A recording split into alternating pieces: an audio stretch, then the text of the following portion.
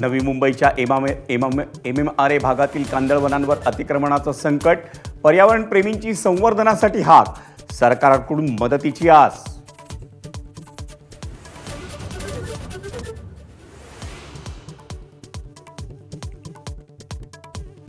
एकनाथ शिंदेंवर विडंबनात्मक गाणं करणाऱ्या कॉमेडियन कुणाल कामराला मुंबई पोलिसांकडून तिसरं समन्स, 5 एप्रिलला चौकशीसाठी हजर राहण्याचे निर्देश.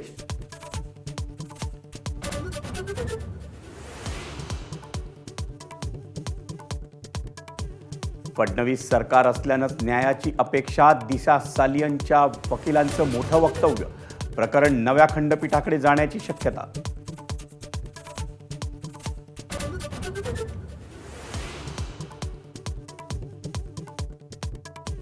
राज ठाकरेंच्या मराठीबाबतच्या आवाहनानंतर मनसे कार्यकर्ते ॲक्शन मोडवर.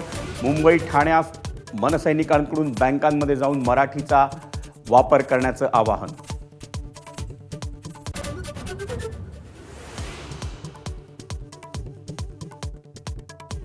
दादरमध्ये शिवसेना भवनासमोर गंगाजल शुद्धच अशा आशयाचा बॅनर लावून समाधान सरवणकरांनी राज ठाकरेंना डिवचलं, तर मनसेच्या इशाऱ्यानंतर मुंबई महापालिकेनं बॅनर काढला.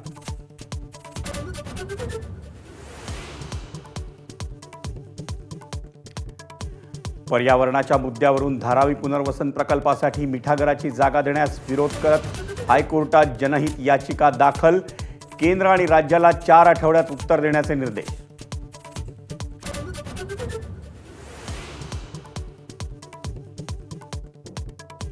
नवी मुंबईतील अनधिकृत बांधकामांवर सिडकोचा हातोडा, खारघर सेक्टर 5 मधील अनधिकृत बांधकामांवर अतिक्रमण विभागाची कारवाई.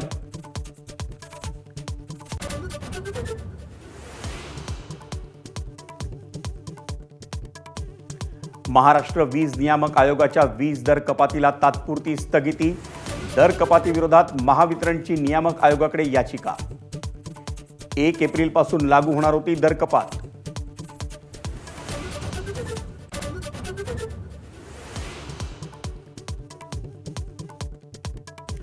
सोन्याचा प्रतितोळा भाव लवकरच 1 लाखांवर जाण्याची शक्यता, जागतिक अनिश्चितता आणि अमेरिकेच्या धोरणांचा सोन्याच्या दरावर थेट परिणाम.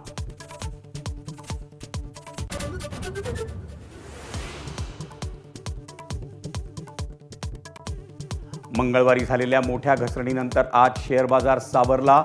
सेन्सेक्समध्ये 592 अंकांची तर निफ्टी ही 166 अंकांची वाढ. तेजीचा सर्वाधिक फायदा रिअल्टी क्षेत्रातील शेअर्सना.